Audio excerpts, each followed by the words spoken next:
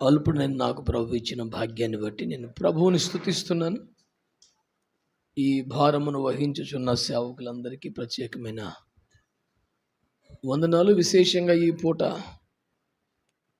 ఈ నిర్వహణ బాధ్యతల్ని, ఆతిథ్య భారాన్ని తీసుకున్న దైవజనులు శ్యాంబాబు గారికి ప్రత్యేకమైన వందనాలు తెలియజేస్తున్నాను. మొదట ఐఎఫ్జే విజ్ఞాపనోద్యమంలో నేనెన్నడూ దాదాపుగా కుర్చీలో కూర్చొని మీతో పాటు మోకరించే ఈ పరిచర్లో ఉంటాను. కానీ కాలుకు ఒక చిన్న దెబ్బ తగిలి కింద కూర్చోవడానికి కొంచెం ఇబ్బంది అయింది. సేవకుల మధ్య ఉన్నప్పుడు సేవకులతో పాటే ఉండడం మంచిగా అనిపిస్తుంది.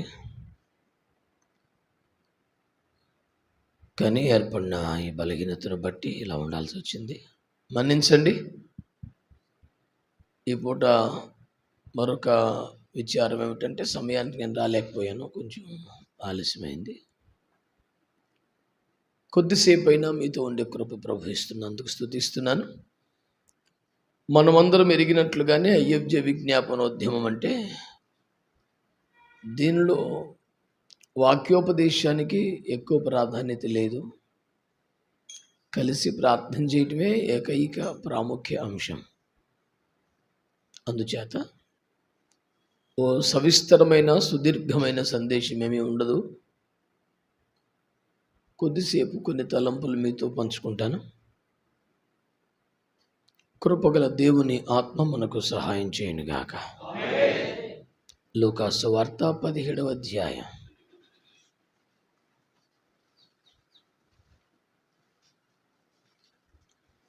లూకా సువార్త 17వ అధ్యాయం. సౌండ్ మంచిది, కొంచెం ఇందాకట్లాగా కొంచెం తగ్గిస్తేనే మంచిది. లూకా సువార్త 17వ అధ్యాయం 17వ వచనం. అందుకు యేసు 10 మంది శుద్ధులైరి కారా, ఆ 9 ఎక్కడ? ఈ అన్యజనుడు తప్ప దేవుని మహిమపరచుటకు తిరిగి వచ్చిన వాడెవడను ఎవడనూ అగుపడలేదా అని చెప్పి, నీవు లేచిపోము, నీ విశ్వాసము నిన్ను స్వస్థపరిచునని వానితో చెప్పెను. దేవునికి స్తోత్రం కలుగునగాక. ప్రియులారా, నా వైపు చూస్తూ ఈ మాటలు వినాలని మిమ్మల్ని కోరుకుంటూ ఉన్నాను. It is a very serious question from God Almighty to the saints, to the people who cleansed by His word. తన వాక్కు చేత శుద్ధీకరింపబడిన ప్రజలను ఉద్దేశించి ప్రభువు సంధించిన ప్రశ్న. ఇందు ప్రభువు ప్రశ్నించినది ఏమిటంటే, ఆ 9 ఎక్కడా అని ప్రభు అడిగారు. ఇందులో మనము గమనించవలసిన మాట, 10 మంది శుద్ధులైరి కారా అంటే తన వద్దకు తిరిగి రాని 9 కూడా అనాలి, శుద్ధులయ్యారు. ఇప్పుడు ప్రభువు ఎవరి కోసం వెతుకుతున్నాడు? ఎవరు రావాలని కోరుకున్నాడు? ఎవరు కనబడలేదని బాధపడ్డాడు? వారెక్కడాని ఎవరిని గురించి ప్రశ్నిస్తున్నాడు అంటే శుద్ధులైన వారిని గురించి. మీరంతా దృష్టి పెట్టాలని నేను కోరుకుంటున్న మాట ఏంటంటే, వారింకా పాపులుగానో అపవిత్రులుగానో ఉంటే వారు రాలేదే అనే బాధ ఉండదు, ప్రశ్నే ఉండదు. వారు శుద్ధులైన తర్వాత కూడా ఎందుకు రావటం లేదన్నదే ప్రశ్న. ఇది చాలా విచారకరం కూడా. లోకమంతర సంచరించుచున్న యెహోవా కన్నులు తన యొద్ద నివసించినట్లు నమ్మకస్తుల కొరకు ఎదురు చూస్తున్నట్లు, తన పాద సన్నిధిని సమయము గడుపుకోరు వారిలో, అవసరతల్లో, కష్టాల్లో, బాధల్లో ఉన్నవారు కాకుండా పరిశుద్ధులు ఉండాలని దేవుడు కోరుకున్నాడు. ఇదేమి మర్మముగా దాచి ఉంచిన దైవోద్దేశమేమి కాదు, తేటగా బయలుపరచబడ్డ సంగతే కదా. నా స్టడీ బైబిల్లో నేను ఏం రాసుకున్నానంటే, ఆ తొమ్మండుగురు ఎక్కడ అనే చోట ఆ పరిశుద్ధులు ఎక్కడ అని రాసుకున్నాను. ఎందుకంటే వారు శుద్ధీకరించబడ్డారు కదా. దాదాపుగా బైబిల్ గ్రంథంలో కుష్టు వ్యాధిని ఒక వ్యాధిగా గాక అపవిత్రతగా భావించడం మనకు నిర్గమాకాండము నుంచి పరిచయమే. అందుకనే రోగులను స్వస్థపరచుడి, కుష్టు రోగులను శుద్ధి చేయుడి అంటాడు. క్లీన్ ద లెపర్ అంటాడు. He never counted it as healing. అదొక అపవిత్రత, అది శుద్ధీకరింపబడాలి అని ప్రభు మాట్లాడారు. ఈ రోజున నా భారం, నా బాధ, బోధ ఒకటే, పరిశుద్ధపరచబడిన వారు కూడా తిరిగి ప్రభు సన్నిధిలో కనబడకపోతే ఎలా?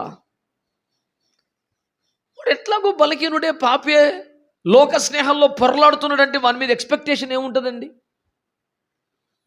శుద్ధీకరింపబడ్డాడు కనుక పరిశుద్ధుని చేత ఉంటాడనే ఎక్స్పెక్టేషన్ ఉండడం సహజం కదా. ఉత్తమ విద్యార్థి తరగతి గదిలో కనబడకపోతే ఉపాధ్యాయుడు బాధపడతాడు, ఏ వారు రాలేదే అని. అది ఒక అల్లరి వ్యక్తి రాకపోతే ప్రశాంతంగా ఫీల్ అవుతాడు, పోనీ దరిద్రుడు ఈరోజు మానేశాడు, ప్రాణం హాయిగా ఉందనుకుంటాడు కదా. నామకార్థులో రక్షణ లేనివారో, పవిత్ర పరచబడిన వారో, లౌకికాత్మ కలిగిన వారో, దేవుని కొరకు కాక దేహము కొరకు బతుకుతున్నవారో రాకపోతే బాధ ఉండదండి. దేవుని వద్దకు వచ్చిన వారు, కృప పొందిన వారు, తన వాక్కును బట్టి శుద్ధీకరింపబడ్డవారు, పవిత్రపరచబడ్డవారు తిరిగి ప్రభు సముఖంలో కనబడకపోతే అది ప్రభు ఎక్స్పెక్టేషన్ని గాయపరుస్తుంది. అడుగుతున్నారు వాళ్ళు ఏరి. మనం జనరల్గా మాట్లాడదాం. కుష్టి వ్యాధి కారణంగా వారిని సమాజంలో ఉండనివారు కదా. ఆ రోజుల్లో వారు పాలెము వెలుపలే ఉండాలి, ఊరు బయట ఉండాలి. వారు శుద్ధులైనట్లుగా యాజకుని నిర్ధారణ చేస్తేనే తిరిగి సభ్య సమాజంలోకి రావాలి. కుష్టి వ్యాధితో వచ్చినప్పుడే మీరు వెళ్ళి యాజకుని కనపరుచుకోండి అని ప్రభువు మాట్లాడితే, వారు విశ్వాసంతో వెళుతుండగా త్రోవలోనే వారు శుద్ధులైపోవడం. శుద్ధులైనారు గనక వారికి సమాజ ప్రవేశ అర్హత లభించింది. ఇప్పుడు మనం ఇట్లా మాట్లాడుకుందాం. చాలా కాలంగా బిడ్డ దిగులు పెట్టి ఏడుస్తోంది, చంటి బిడ్డ ప్రాణం కొట్టుకులాడి, బిడ్డను ఒక్కసారి చూసి వస్తే బాగుండని ఎల్లుండొచ్చు, పెద్ద పాపం కాదు కదా. వృద్ధాప్యమందు మరణానికి సిద్ధమై ఉన్న తల్లో తండ్రో ఏడుస్తున్నారు కొడుకుని చూడాలని, కాబట్టి కనిపించి వద్దాం అని వెళ్ళి ఉండవచ్చు. ఇలాంటి సమంజసమైన కారణాలు ఎన్నైనా ఉండొచ్చు. నిజమేలే, ప్రభు పట్ల కృతజ్ఞత లేకేవి కాదు, ఒక్కసారి చూసి వద్దాం అన్నట్లు పోయి ఉండొచ్చు. అమ్మా ఇప్పుడు మంచిగా అయిపోయినా నువ్వు ఇక ఏడవద్దని చెప్పడానికి పోయి ఉండొచ్చు. ఇలాంటి సమంజసమైన కారణాలు మన బుద్ధికే అందితే ప్రభువుకు అందవా? మరి ఆయన ఎందుకు వాటిని పట్టించుకోనట్లుగా, ఏరాలు ఎక్కడున్నారు వాళ్ళు బాగుపడ్డారు కదా అని కోప్పడ్డం దేనికి? మరి ఈ తర్కమంతా పక్కన పెట్టాల్సి ఎందుకు వచ్చింది? కనబడాల్సిందే అన్న స్థితి ఎందుకు వచ్చిందంటే, ఒక్కసారి కనబడిపోవచ్చు కదా, ఏమైంది? ఇంకా అడవిలో ఉన్నావు అనుకో, రాదును. ఇంకా శుద్ధుడు కాకపోయింటే ఏం చేసావు? ప్రాణం అంతా కొట్టుకెళ్ళాడుతుంది నీకు. ప్రభు ఎప్పుడైనా కుటుంబాన్ని చూడొద్దు, పరామర్శించొద్దు అన్నాడా? అనలేదు సరికదా. కుటుంబాన్ని సంరక్షించకపోతే అవిశ్వాసి కంటే మరీ చెడ్డవాడని కూడా అన్నాడు కదా. బాధ్యత నుండి పారిపోమని ప్రభు ఎవరికి చెప్పలేదు, కానీ మొదట నా దగ్గరికి రావాలని కోరుకున్నాడు. తప్పేముందండి? అదేమన్నా తప్ప అండి? మొదటి స్థానము దేవునికి ఇవ్వాల్సి ఉండగా అడిగి పొందడం ఎంత దుర్మార్గం అండి. అడిగినాక కూడా దానికి ఏదో సాకు కారణం వెతకడం ఇంకా ఘోరం కదా. ఇప్పుడు పరిగెత్తుకుని వచ్చాడు, ఏసై కాళ్ళ మీద పడ్డాడు, నువ్వు తప్ప మిగతా వాళ్ళు లేర్రా బాబు అన్నాడు. పర్మనెంట్గా అక్కడే ఉంటాడు, పోతాడు ఇంటికి. ఇప్పుడు ఈ చర్చలో తేలుతున్న ఫలితార్థం ఏమంటే, శుద్ధులైన వారు, మన భాషలో పరిశుద్ధపరచబడిన వారి మొదటి ప్రాధాన్యం ప్రభు సన్నిధి అని మనం జ్ఞాపకం చేసుకోవాలి. ఒకవేళ ఇంటికి పోయి వాళ్ళు ప్రభు మమ్మల్ని బాగు చేశాడైనా వాక్కుతోనే శుద్ధులయ్యమని ప్రభువుని గురించి సాక్ష్యం ఇయ్యొచ్చుగాక. అసలు ఇప్పట్లో మేము బాగుపడే వాళ్ళం కాదు, మా బతుకు అడవిలోనే ఉండిపోయేది, కానీ ప్రభు ఒక్క మాట చేత దారిలోనే బాగుపడి యేసు కృప అని చెప్పుండొచ్చుగాక. అంటే తన వద్దకు రాకుండా బయటికి పోయి చెప్పే సాక్షులు కూడా దేవునికి సంతోషం లేదు. ఇంటికి పోయినాక వాళ్ళు అడిగితే ఆశ్చర్యంగా ఏమి ఎట్లా జరిగింది ఇది అనుకుని ఉంటారా? ఇది ప్రభు కృప అని చెప్పకుండా ఉంటారా? ఆయన వాక్కును పంపి నన్ను బాగు చేసిన సాక్ష్యం రాకుండా ఉంటుందా? But above all these testimonies God is expecting you personally at his feet. ఈ సాక్ష్యములన్నిటికీ మించి దేవుడు నిన్ను తన పాద సన్నిధిలో కోరుకుంటున్నాడు, ఎదురు చూస్తున్నాడు. కారణం, నీవు శుద్ధీకరింపబడిన వ్యక్తివి. ఈ అయ్యబ్జ విజ్ఞాపనోద్యమంలో దేశమంతటా తిరుగుతున్నప్పుడు మాకు కలిగే బాధ కూడా అదే. పరిశుద్ధులే కనబడకపోతే ఎట్లా? వాళ్ళు చెడ్డోళ్ళు అయితే వాడికి దేవుని భయం లేదులే, దేవుని సంది ఇష్టం ఉండదులే, వాడు లోకంలో సంతోషించే మనిషికి బోని అనిపిస్తుంది. మహాయితాల గురించి ఎక్స్పెక్టేషన్ ఏముంటుంది? వాళ్ళు కూడా మారు మనసు పొంది రక్షణ పొందితే చాలు అనుకో. అంతకన్నా ఏం కోరుకుంటాం వాళ్ళ దగ్గర? బొత్తిగా లోకంలో చెడిపోయినోడి దగ్గర నరకానికి వెళ్ళకుండా ఆడు కూడా మారు మనసు పొంది బాప్తీసం పొందితే చాలు, సత్యం ఉందన్న కనీసం పరలోకానికి వస్తాడు. అంతకన్నా ఏం కోరుకుంటామండి? కానీ ఒక పరిశుద్ధపరచబడ్డవాడు, ఒక దైవజనుడు ప్రభువు సముఖములో కనబడకపోతే అది ఖచ్చితంగా విచారకరం. ఈ ప్రశ్న మీ చెవుల్లో మారుమోగిన ఆ పరిశుద్ధులు ఎక్కడా?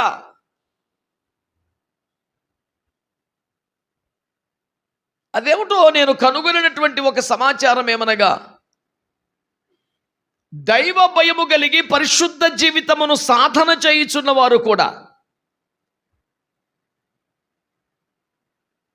ప్రభువు సన్నిధిలో కనబడుట యందు పెద్ద ఆసక్తి కనపరచకపోవడం ఒక విడ్డూరం, వింత, విచిత్రం.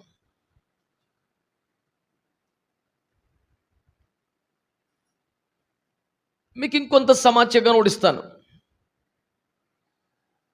ఒకసారి అపోస్తలుల కార్యాలు 1వ అధ్యాయం 4వ వాక్యం చదవండి.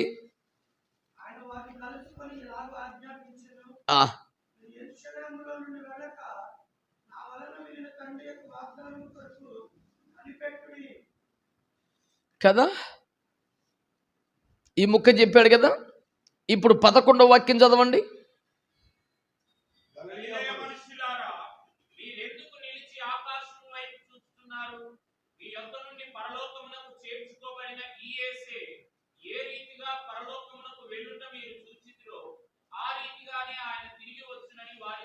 ఇప్పుడు 14, 15 చదవండి.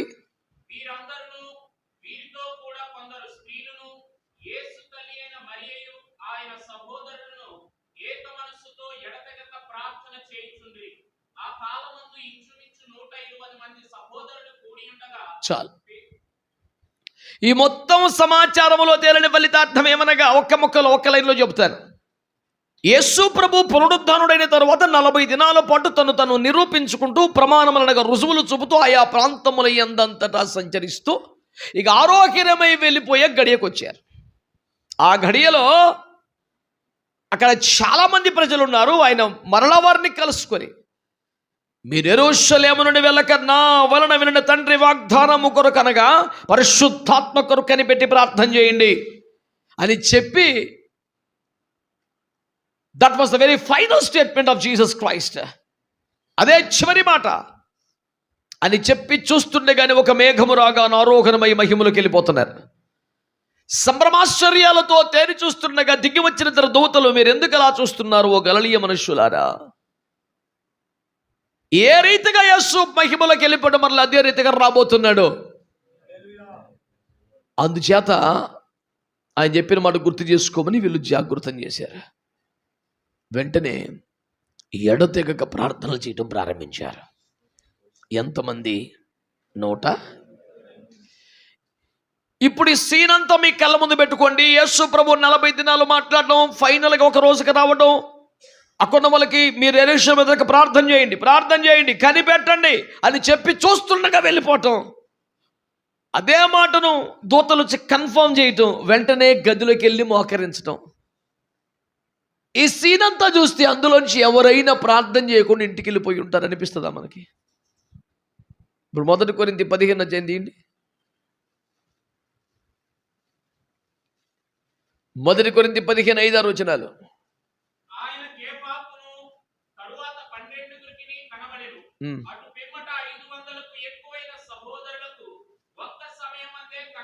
చాలండి, అది ఇదే సీను.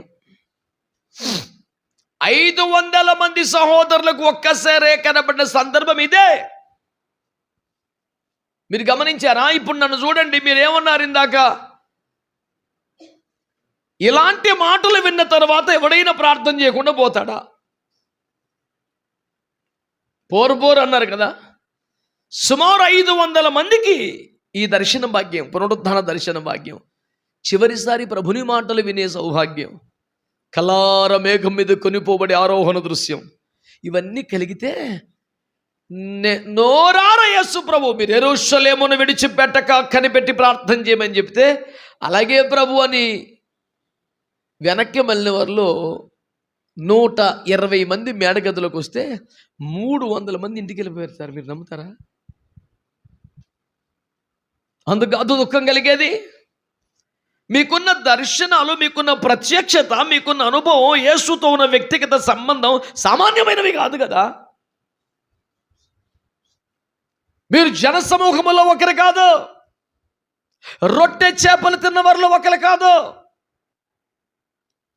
మీరు పునరుత్థానుని ప్రత్యక్షతలు కలిగిన వారు, ఆరోహణపు అనుభవాలు కల్లారు చూసిన వారు, పారమార్థిక అనుభవాలు, దైవిక అనుభవాలు, పరలోకపు అనుభవాలు ఎరిగిన వారు, దేవదూతల పరిచర్యను పొందినవారు. ఇన్ని విశేష అనుభవములు కలిగిన పిమ్మట కూడా ప్రార్థించు వారితో, మోకరించు వారితో నీకెందుకు ఇష్టంగానే ఉండడం?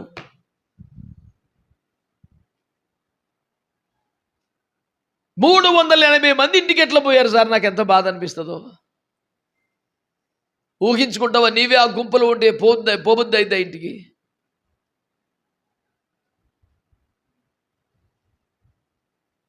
ఈ 120 మంది మీదికి దేవుని పరిశుద్ధాత్మ దగ్గర అవ్వడం, వారందరినీ భాషలో మాట్లాడడం.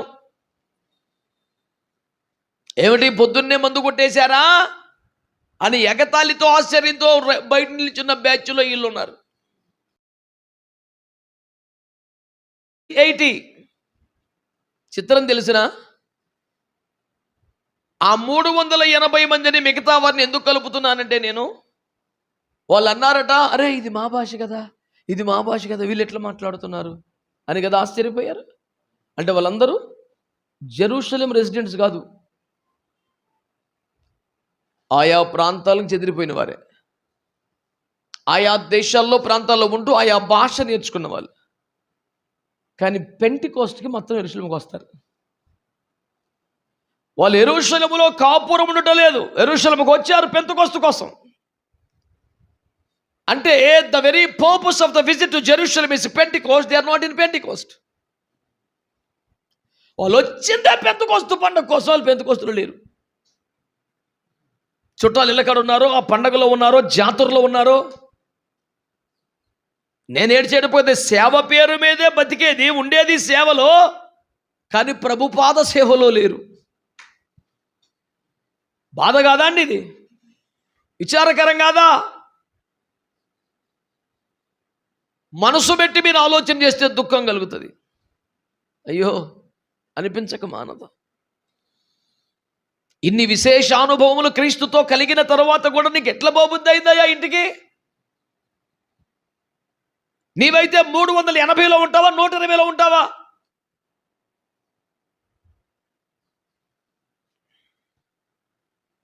ప్రభు ప్రశ్న, పరిశుద్ధులేర్రా? శుద్ధులు ఎక్కడున్నారు? వీళ్ళు యెరూషలేముకు వచ్చారంటే ఆయా ప్రాంతంలో సెటిల్ అయిపోయిన తర్వాత కూడా ఈ దినములను ఇక్కడ గడుపుతున్నారంటే దైవభక్తి కలిగిన వారే. ఆనాడు ఆజ్ఞాపించిన పండుగలను ఆచరించుడి అన్న నియమావళిని గైకొనుచున్న వారే. సంవత్సరములకు ఒక్క మారు తప్పక యెరూషలేములో కూడుకొనుమని నెహెమ్యా కాలములో ప్రమాణము చేసిన దాన్ని నెరవేరుస్తున్న వారే. నేపథ్యం ఉన్నది, భక్తి నేపథ్యం ఉన్నది. కానీ వారికి ఎందుకో కలిసి మోకాల మీద పొలోమని ఏడిసే వాళ్ళ దగ్గర కూర్చోవడం ఇంట్రెస్ట్ లేదు. పల్లెటూరు భాషని చెప్పనా, వాళ్ళు ప్రార్థన వాళ్ళే కానీ ప్రార్థన చేయరు. ప్రభుని నమ్ముకున్న వాళ్ళు పల్లెటూరులు ఏమంటారు, వాళ్ళు ప్రార్థనకి వెళ్తారు, వాళ్ళు ప్రార్థన వాళ్ళే. ఇప్పుడు అదే వాళ్ళు ప్రార్థన వాళ్ళే కానీ ఎవడైనా ఇంకా తిట్టాలండి మనల్ని, చాలదా? సిగ్గు అనిపించొద్దు, బాధ అనిపించొద్దా అండి?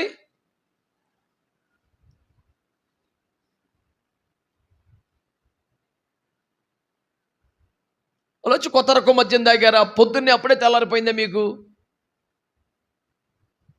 ఈ ఆశ్చర్యపోయే బ్యాచ్లో ఎగతాళి చేసే బ్యాచ్లో మిగిలిపోయేదే ఉండండి. వింతగా మీకున్న అనుభవాలన్నీ శ్రేష్టమే. పునరుద్ధరణని ముఖాముఖి చూశారు, 40 రోజుల ప్రమాణాలు పొందారు మీరు. మీ కళ్ళ ముందే మహిమేఘం ఎక్కాడైనా. ఇన్ని మహిమకరమైన అనుభవాలు కలిగిన వారు ఆ మహిమాత్మను కూడా పొంది ఉంటే ఎంత బాగుండేది. ఎందుకు నష్టపోయారు? ఈ లోపల వ్యభిచారంలో పడ్డారా, మద్యపానంలో పడ్డారా, తాగుబోతులు అయ్యారా, విగ్రహం చేశారు? ఏమీ లేదు, ప్రార్థనలో కూర్చోలేదు అంతే.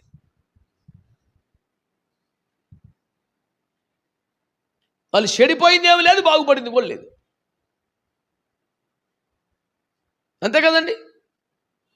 ఇప్పుడు ఈ 120 మందిలో లేరు కనుక 380 మంది చెడ్డవాళ్ళు అంటామా?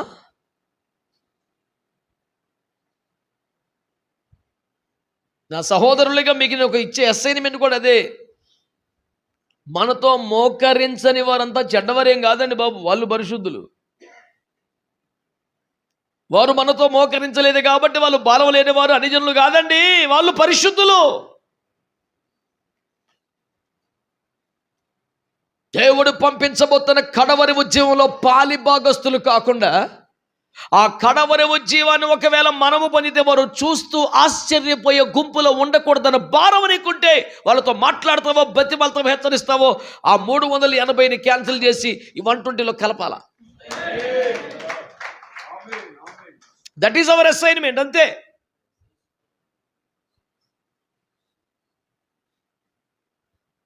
రోజు రోజుకి 120 పెరగాల, 380 తగ్గాల. ఒక దినమన బయట 0, ఇక్కడ 500 అవ్వాలి. 20 మందిలో జరిగితే తన మట్టుకు తను నమ్మకంగా పోయి కూర్చోవడమే తప్ప ఆ రోజు ఇంకెవడికి ఫోన్ చేయడు. ఎందుకంటే ఇది ఆయన డ్యూటీ కదా. నా వంతుని నమ్మకంగా నెరవేర్చిన జకర్యా నేను అనుకుంటాడు. నేనేమంటానంటే నీ వంతు అనేది కేవలం ఆతిథ్యం వరకే. అందరం కలిసి మోకరించడం, ప్రార్థించడం, సమకూర్చడం అన్ని వేళలా అందరి వంతు. ఇక దాని గొంతు ఎక్కడుంది సార్? మీ మందిరానికి వచ్చాం కానీ ఎవడు ఇడ్లీ ఆడి తెచ్చుకోవడం కరెక్ట్ కాదు కాబట్టి ఆతిథ్యం నీకు వదిలేయటమే తప్ప 10 మందిని ప్రోత్సహించేది, బలపరిచేది సన్నగిల్లొద్దు, చల్లారొద్దు, వెనకబడొద్దు, రండే కలిసి ప్రార్థన చేద్దాం, ఇది కడవరి గడియ అని ప్రోత్సహించున, హెచ్చరించుటకు. ఒకసారి బాధ్యత లేని స్థితి అంటూ వస్తుందా అండి? ఎప్పటికి ఉండాల్సిందే కదా. ఇందులో ఇంకొక సండే స్కూల్ ఉంది. అంటే సండే స్కూల్ స్థాయి ఆలోచనలు. ఈసారి ఎందుకో కానీ బాగా తగ్గి మా దగ్గర చాలా బాగా వచ్చారు. అంటే ఎట్లుంటుందంటే ఈ స్థాయి నిర్వాహకులు అంతగా ప్రయాసపడలేదు, మేమైతే కష్టపడ్డాము. నేనేమంటా, నీ కష్టంతో వీడిని కూడా మేలు పొందనీరు. అది ఏమైంది ఇప్పుడు? మన కొరకు ప్రభు కష్టపడలేదా?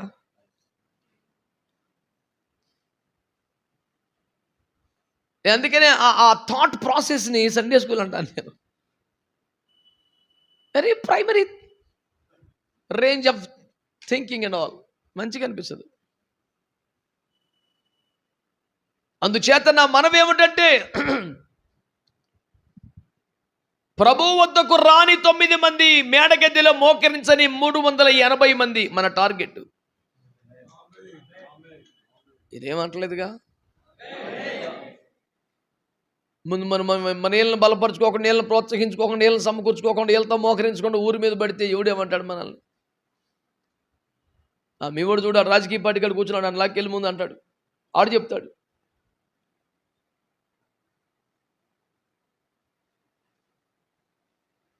ఇప్పుడు ఎలక్షన్లో క్యాంపెయిన్ కోసం పాటుపడే కష్టపడే కార్యకర్తలు ఉంటారు. మరి పాస్టర్లు ఏం చేయాలి? అవినీతి జరగకుండా, అక్రమం జరగకుండా, మద్యం వేర్లే పారకుండా, నేరగాలు రాకుండా, రాజకీయం భ్రష్టు పట్టకుండా, నేరస్తుల పునరావాస కేంద్రంగా మారకుండా చేతులెత్తి ఆడవాలా? ఆ కార్యకర్తలు ఎడుతారు చేతులెత్తి? మరి నువ్వు కూడా జెండా పట్టుకొని తిరిగితే మరి ఇదేవుడు చేస్తాడు? రాత్రంతా దేవుని సందులో అడ్డుపడే పని వాళ్ళు చేయలేరు కదండి. జెండా మోయటానికి, బిర్యానీ తినడానికి, ఎత్తడానికి మనం కావాలి కదా. మనం పోయి అందులో పడితే ఇంకెట్ట జరుగుద్ది పని? అంటే అన్ని వేదికలు కలకలలాడుతున్నాయి, ధూప వేదికే దీనావస్థలో ఉన్నది.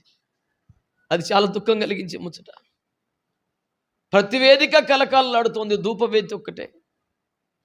ధూపము వేయువారు లేక చాలా దీనావస్థలో ఒంటిగా మిగిలిపోతుంది. నేను బ్రతికుండగా గుడారానికి ఆ స్థితి రానివ్వను అనే కసి ఒక యాజకుడికి ఉండాలి. యాజకుడికి అది ఉండాలి సార్. వేదికెక్కితే నేనేంటో నిరూపించుకోవాలనుకునే అమాయకపు ఆశ కన్నా, నేను బ్రతికుండగా మందిరపు తలుపులు మూతబట్టడానికి వీలు లేదని ఒక సాధారణ విశ్వాసి హన్నా ఏడ్చిన భారం మనకి ఎప్పుడు వస్తుంది సార్? దైవజనుడైన ఏలీ కదలలేక నిస్సహాయుడిగా మిగిలిపోయి బాధపడుతుంటే, మా అయ్యగారు ఒకవేళ మహిమలోకి చేరిపోతే ఈ మందిరం పరిస్థితి ఏంటి? సేవ పరిస్థితి ఏంటి? అమ్మో, కొడుకులిద్దరూ భ్రష్టులైపోయారే, ఎట్లా? ఇది వేస్ట్, ఇక వేరే చర్చికి వెళ్దాం అనుకుంటాం మనమైతే. అబ్బాయి అయ్యగారు ఉన్నప్పుడు లెక్క వేరండి, నాశనం అయిపోయింది, చిచ్చి చిచ్చి చిచ్చి చిచ్చి అని ఇంకా బెటర్ చర్చ్ ఎక్కడుందో చూసుకొని జాయిన్ అయిపోయే భక్తులే కనపడతారు మనకు. కానీ అన్న అయితే ఒక విశ్వాస అయ్యుండి, అయ్యా నువ్వు నాకు ఒక కొడుకునిస్తే వాడిని యాజకునిగా తయారు చేస్తాను. వృద్ధాప్యములో ఆసరా కోసం కొడుకును కోరుకోలేదని, గొడ్రాలని నిందపోవడానికి కొడుకును కోరుకోలేదు. కూతురు పుట్టా నిందపోద్ది, కొడుకే పుట్టక్కర్లా. కానీ కూతురు పుడితే యాజకుడు తయారవ్వడు, కొడుకు కావాలి. నాకు కొడుకునిస్తే వాడు బ్రతుకు దినములన్నిటై యెహోవాకు ప్రతిష్ఠితుడైపోతాడు. నాకు అక్కర్లేదు, నా కోసం కాదు, నీకు కావాలి ఒకటి. ఇప్పుడు పాలు మరిచే లోపు వాడికి యాజకత్వ పరిచయం నేర్పిందంటే ఎంత కసి కలిగిన తల్లి అండి. బతకొద్దాం మనం అసలు. స్తన్యమిచ్చు తల్లి వలె ఆత్మీయ బిడ్డలను పెంచుతున్న ఆత్మీయ తల్లులమైన మనం ఎంతమందికి పరిచయం నేర్పాం? తన ఇంట పుట్టి అలవర్చబడ్డ వారు అప్పటికే 318 మంది అయిపోయినంట అబ్రాము గుడారంలో. మన దగ్గర ఎంతమంది అయ్యారు ఇప్పటికి? ఎంతసేపు బాప్తిస్మాల సంఖ్య, సభల సంఖ్య, హాజరైన వారి సంఖ్య, శిష్యుల సంఖ్య ఎంత? నాకు అపోస్తుల కార్యం రెగ్యులర్గా ప్రతిరోజు చదువుకుంటాను నేను. ప్రతిరోజు రోషం వచ్చేస్తుంది, భారం వచ్చేస్తుంది, దుఃఖం వచ్చేస్తుంది. శిష్యుల సంఖ్య విస్తరించుచుండెను అన్నమాట కనపడప్పుడల్లా నాకు భయమే, బాధే, దుఃఖమే. చాలా కొద్ది మందే శిష్యులను చేయగలిగానే అనే సిగ్గు, దుఃఖం అణుచుకుందామన్న సాధ్యం కాదు. వాక్యం విన్నవారు లక్షలాది మంది, బాప్తిస్మాలు పొందిన వేలాది మంది, బలపడినవారు వేలాది మంది, కానీ శిష్యులైన వారు వేళ్ల మీద లెక్క పెట్టాలి. ఒప్పుకోవాలి. మన సంఘాలలో విశ్వాసులు ఉంటున్నారు, శిష్యులు తక్కువ ఉంటున్నారు. నిజం కదా? కానీ యేసుప్రభువు వారు మనకి ఇచ్చిన గ్రేట్ కమిషన్ ఏంటి? సమస్త జనులను మీరు నాకు make disciples. This is the primary commandment of God. శిష్యులను చేయండి. విశ్వాసులను చేసి ఊరుకోకండి. నీకు అనుచరులుగా మార్చుకోవటం, నీ భజన బ్యాచ్గా మార్చుకోవటం కాదు. Make them disciples of Jesus Christ. యేసునాథునికి శిష్యులుగా చెయ్యండి. ఇది కదా అండి. ఈ సంవత్సరం 50 బాప్తిస్మాలు ఇచ్చాం. ఈ సంవత్సరం కొత్తగా బ్రాంచి తెరిచాం. ఈ సంవత్సరం విశ్వాసులోంచి 2 పరిచర్యకు వచ్చారు. ఏది నాయన సాక్ష్యం? కరువు అయిపోతుంది.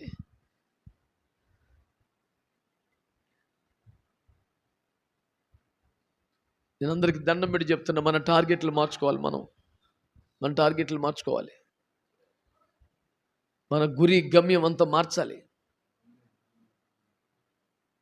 ఈ సంవత్సరం టార్గెట్ పెడదాం, నాది కూడా అబ్రహాము గుడారం అయిపోవాలి. 100 మంది యుద్ధమునకు అలవాటైపోవాలి. హల్లెలూయా. శిష్యులుంటే ఉపయోగం చెప్పనా? జన సమూహములు యేసుని వెంబడించారు, కానీ దేవుని రాజ్యాన్ని కట్టింది ఆ 12 మందే. శిష్యులుంటే ఉపయోగం చెప్పనా? ఇంత పరలోక రాజ్య భారాన్ని కేవలం ఆ 11 మందికి వదిలేసి వెళ్ళిపోయాడు ఆయన. ఆ దినములలో సంఘమునకు హింస కలిగినందున అపోస్తలులు తప్ప అందరు చెదిరిపోయారు. విశ్వాసులు కూడా పోతారండి, శిష్యులు పోరు. చదరిపోని వారు స్థిరులు వాళ్ళు. అయితే వాడు క్రమంగా చర్చ్కి వస్తే, క్రమంగా దశంభాగం ఇస్తే, వాడి విషయంలో మనం ఒక తృప్తికి వచ్చేస్తాం. ఓకే, వీడు స్థిరపడ్డాడు, వీడు ఇప్పుడు క్రమంగా ఉంటున్నాడు, వీడు అంటు కట్టబడ్డాడు, వీడు నాటబడ్డాడు. ఇవన్నీ నిజమే. ఆడు శిష్యుడు ఎప్పుడు అవుతాడు? ఆడు అనుచరుడు ఎప్పుడు అవుతాడు? వాడు ఎప్పుడు యుద్ధం నేర్చుకుంటాడు?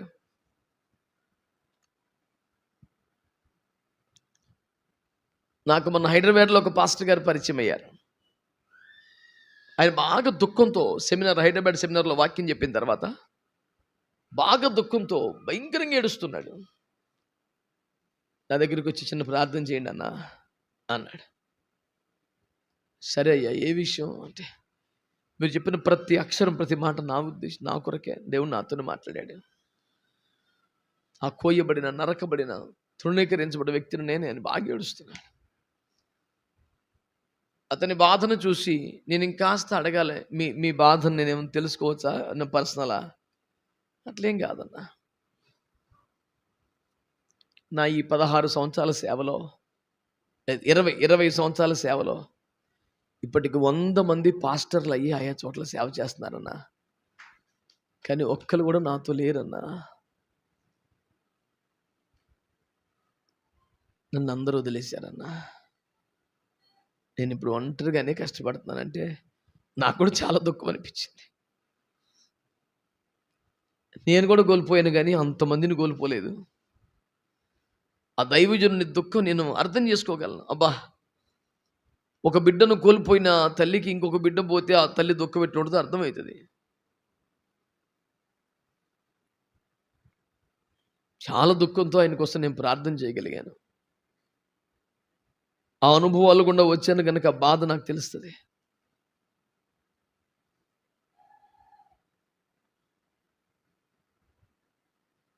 ఇరవై ఏండ్ల సేవలో 100 మంది పాస్టర్లు తయారయ్యారంట. నేను ఆయన కొరకు ప్రార్థన చేశాక, పాస్టర్ గారు మీరు నా కోసం ప్రార్థన చేయండి, నాకు ఇంకా స్థాయి లేదని చెప్పాను. వేవేల మంది ప్రభావితులు అవ్వటం వేరు, నాకు ఇచ్చిన సంఘంలో నుంచి 100 మంది సేవకులు వెళ్ళటం వేరు. అదేం చిన్న సంగతి కాదండి. నాకు ఆ రాత్రి అంతా నిద్ర పట్టలేదు. అమ్మ బాబోయ్, 100 మంది దైవజనులు బయటికి వెళ్ళారా ఒక్క సంఘంలో నుంచి? ఒక్క సంఘంలో నుంచి 100 మంది పాస్టర్లా? నాకు ఒక పట్టాన నిద్ర పట్టలేదా రాత్రి? ఏమి సేవ చేశాడు దైవజనుడు అంటే, విశ్వాసి 10 కాలాలు తన దగ్గరే ఉండాలి, తన సంఖ్య పెరగాలి, తన ఆదాయం పెరగాలని అతడు కోరుకోలేదన్నమాట. వాళ్ళు రేపాడు, నింపాడు, పంపేశాడు. మనం వాళ్ళు పిల్ల తరం చర్చిలో పడి ఉండాలని కోరుకుంటాం.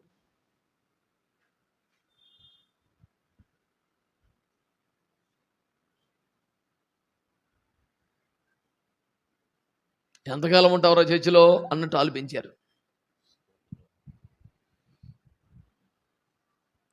నా బాధ మీకు అర్థమవుతుంది అనుకుంటాను.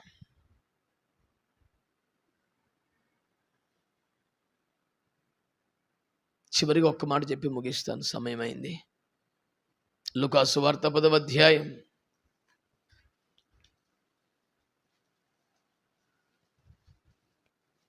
39 నుండి 41 వరకు. ఈమె యేసు పాదముల యొద్ద కూర్చుండి ఆయన బోధ వినుచుండెను. మార్త విస్తారమైన పని పెట్టుకొనుట చేత తొందరపడి ఆయన యొద్దకు వచ్చి, ప్రభువా, నేను ఒంటరిగా పని చేయుటకు నా సహోదరి నన్ను విడిచిపెట్టినందున నీకు చింతలేదా? నాకు సహాయం చేయమని ఆమెతో చెప్పుమనెను. అందుకు ప్రభువు, మార్తా మార్తా, నీవు అనేకమైన పనులను గూర్చి విచారము కలిగి తొందరపడుచున్నావు గాని అవసరమైనది ఒక్కటే. మరియ ఉత్తమమైన దాన్ని ఏర్పరచుకొనెను, అది ఆమె యొద్ద నుండి తీసివేయబడదని ఆమెతో చెప్పెను. మంచి స్తోత్రం చెప్పండి. దీన్ని అడ్డం పెట్టుకొని మనం విశ్వాసులకు రేవు పెట్టేస్తుంటాం. నిజానికి ఇది మందే. దీన్ని అడ్డం పెట్టుకొని అసలు మామూలుగా వాయించబడే విశ్వాసాలు, నువ్వు మార్త వలె బతుకుతున్నావు, ఇంటి వలన పనులను మిగిలిపోతున్నావు, మరి యేసు పాదములు. మనకేంటంటే చర్చికి రాపోతే మనం పెట్టే రేవు అది ఒక్కొక్కటి పట్టుకొని వాయించి అవతల బారేస్తాం. అయ్యో, నువ్వు మార్త వలె ఉన్నావేమో, ఇంకా నువ్వు మరియ వలె మారలేదేమో. అసలు పెద్ద మార్తమ్మ మనమే.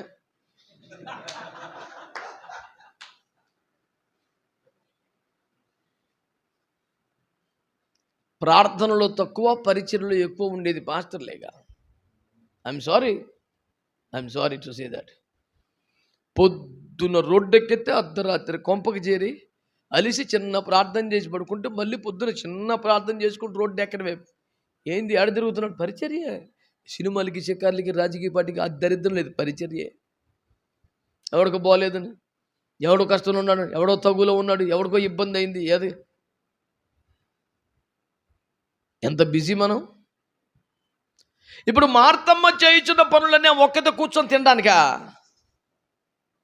అతిథి అయి దేవుడే ఇంటికి వచ్చాడు, దేవునికి స్తోత్రం. మర్యాద. నా ప్రభు నా ఇంటికి వచ్చాడు, ఎందుకంటే ఇంటి పెద్ద ఆవిడే ఇన్ఛార్జ్ అని రాశాడు అక్కడ. మార్తను సహోదరి ఇంటికి వచ్చెను, ఆమెకు మరియ అని సహోదరి ఉండెను. అంటే ఇల్లు ఓనర్షిప్ ఎవరిది అనమాట? మార్తమ్మే. అక్కడ రాజ్యం బలం అంతా ఆమె. ఒక బాధ్యత కలిగిన వ్యక్తిగా, ఒక ఆరాటంతో, ఆదుర్దాతో అన్ని ప్రభుకు సిద్ధం చేస్తుంది. ప్రభు అంటాడు, మార్తా మార్తా, నువ్వు అనేకమైన పనులు పెట్టుకొని తొందరపడుతున్నావు. అవసరమైనది చెప్పండి ఎన్ని? ఒక్కటే. అవసరమైనది ఒక్కటే. ఇప్పుడు మీరందరూ గమనించాలని నేను కోరుకుంటున్న మాట ఏంటంటే, ప్రభు కొరకు ప్రయాసపడుట అవసరం లేదని ప్రభు అన్నాడు. ఇప్పుడు నువ్వేమంటావు చెప్పు. నాకు నచ్చది ఈ డైలాగ్ మనకి. అట్లా కుదురుతుంది? బొత్తిగా అవసరం లేదని కాదు, ప్రభు వద్ద కూర్చునే సమయాన్ని కూడా తాకట్టు పెట్టి కష్టపడక్కర్లేదు. నా మాట అర్థమైందంటారా? నీ ప్రయాసను ప్రభువే చీకొట్టాక ఇంకెవడి కోసమండి తిప్పలు పడేది? అర్థం లేదు నాకు. ఎందుకు అనవసరంగా అవన్నీ చేస్తున్నావు? అవసరమైంది ఇది ఒక్కటే, నువ్వు చేసేది అసలు అవసరం లేదని ప్రభు అన్నాక ఇంకెవరి కోసం కష్టపడాలి నువ్వు?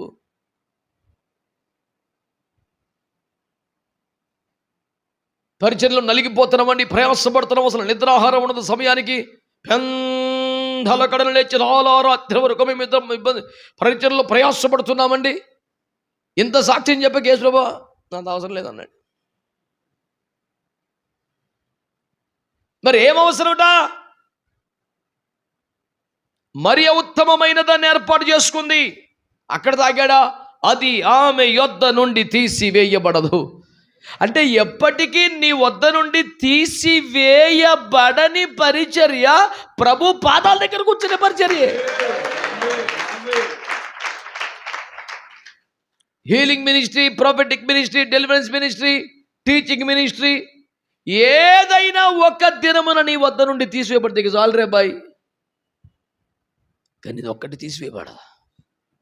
మరి తీసివేయబడని పర్మనెంట్ మినిస్ట్రీ ఏమో పార్ట్ టైం చేయటం, పార్ట్ టైం చేయవలసిన వాటికి పర్మనెంట్ సమయం కేటాయించడం ఎంత అమాయకం మరి. అరే బాయ్, యేసు ప్రభే వద్దా నాకు ఇంకెందుకండి బాబు? అయ్యో నీకోసమే ప్రభు 5-6 వెరైటీస్ చేస్తున్నాను, నా ప్రయాసంతయు నీ కొరకే ప్రభు, అవసరం లేదు, నా దగ్గర కూర్చో. మార్కు 3:13 కూడా ఏమన్నాడు? ఆయన కొండెక్కి తనకిష్టమైన వారిని పిలువగా వారు ఆయన యొద్దకు వచ్చిరి, వారు తన యొద్ద ఉండునట్లు ఆయన వారిని పిలిచాడు. అసలు పిలుపులో మొదటి కోణమే ఆయన దగ్గర కూర్చోవడం. పిలువబడ్డాను కాబట్టి రోడ్డు ఎక్కేస్తాం, ఇది దరిద్రం వచ్చింది సావు. ప్రభు నాకు పిలుపు ఉంది బ్రదర్, పిలుపు ఉంది కాబట్టి కూర్చో.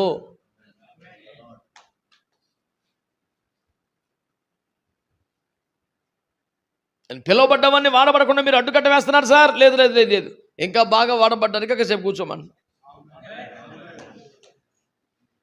మీరు మిమ్మల్ని ప్రోత్సహించాలి, ఎంకరేజ్ చేయాలి, పంపించాలి, కానీ మీరు ఆపేస్తున్నారంటే తిరిగి వచ్చి ఏం చేసాం? ఇప్పటికి 20,000 మట్టి సేవ చేస్తున్నాం. మోషే ఒక్క రాత్రి 30 లక్షలను బయట తెచ్చాడు. ఇప్పుడు ఏంటి సుఖం? తిరిగి ఏం చేసాము నాయన? 80 సంవత్సరాలు అతను మొత్తం సేవకాలంలో 40 సంవత్సరాలు కనిపెడతామే, ప్రార్థన చేస్తామే, నలిగిపోవటమే, అప్పగించుకోవడమే.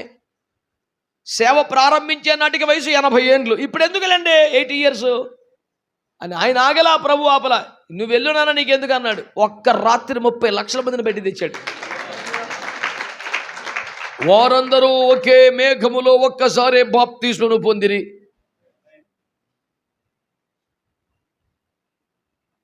ద టాపెస్ట్ బ్యాప్టిజం సర్వీస్ అంటే మోషే గారిది 30 లక్షలు ఒక్క దెబ్బకి. ఈ 3,000 5,000 కన్నా బేబత్సం కాదు. అంటే నేను లేట్ అయిపోతుంది, మనం ఎక్కువసేపు ప్రార్థనలు కూర్చుంటే సేవ పాడైపోద్ది అంటే ఎలాగ బుద్దండి? ఆయన మొదలెట్టేప్పటికీ 80 సంవత్సరాలండి. లాస్ ఏముందంటారు? ఒక రాజు అతడు సర్వసైన్యం సముద్రంలో కలిసిపోయింది దేశరక్త విజయం. ఏం చేసాం మనం? ఒక్క దయ్యం వెళ్ళగొడతాక రాత్రి అంతా కూర్చోవాలా. జుట్టు పట్టుకున్నాడు ఒకడు, చుట్టూ చేతులు పట్టుకోండి విశ్వాసులందరికీ డ్యూటీ వేసేవాడు ఒకడు, ఏసు రక్తం సిలువ రక్తం నీళ్లు పోసేవాడు ఒకడు. తెరమోసి తెల్లారిపటికి వెళ్తుంది. అప్పుడు అంటాడు, ఇట్టిది ఉపవాసం వల్ల తప్ప వదిలిపోవడం సాధ్యం. అందరూ ఉపవాసం ఉండండి. ఒక రాజ్యము సర్వసైన్యం రాత్రి చంపి పడేశాడు మోసే. పెద్ద మాట్లాడతాం, పెద్ద సేవ చేసినట్టు. ఎక్కువసేపు గడిపితే వర్క్ అలా ఉంటుంది సార్. లేడికి లేచిందే పొరుగు మనకి. దర్శనం వస్తే తెల్లారిపాటికి సంచేసుకుని రోడ్డు మీద పడ్డాను. ప్రభు నన్ను గత రాత్రి దర్శించి అనేక జనముల మధ్య మాట్లాడినట్లు నాకు చూపించినాడు. ఇక ఆగడం. నా పాయింట్ పిలువబడ్డాం గనుకనే కనిపెట్టాలి. అంచేత ప్రియులారా, నా మాట ముగిస్తున్నాను. ఆ 9 మంది మన టార్గెట్, ఆ 380 మంది మన టార్గెట్. ప్రభువు కొరకు ప్రయాసపడే మార్తమ్మ కన్నా ప్రభు వద్ద కూర్చున్న మర్యాదే ఉత్తమమైన సేవ అని ప్రభు చెప్పాడు. అది తీసివేయబడని పరిచర్య అని ప్రభు చెప్పాడు. ఏది తాత్కాలికమో అందులో అలిసిపోవద్దు, ఏది పర్మనెంట్ అందులో కుదురుకుందాం. కృపగల దేవుని ఆత్మ మనకు సహాయం చేయనుగాక. ఆరోగ్యం అవకాశాలను మోకరించని ప్రార్థన చేద్దాం.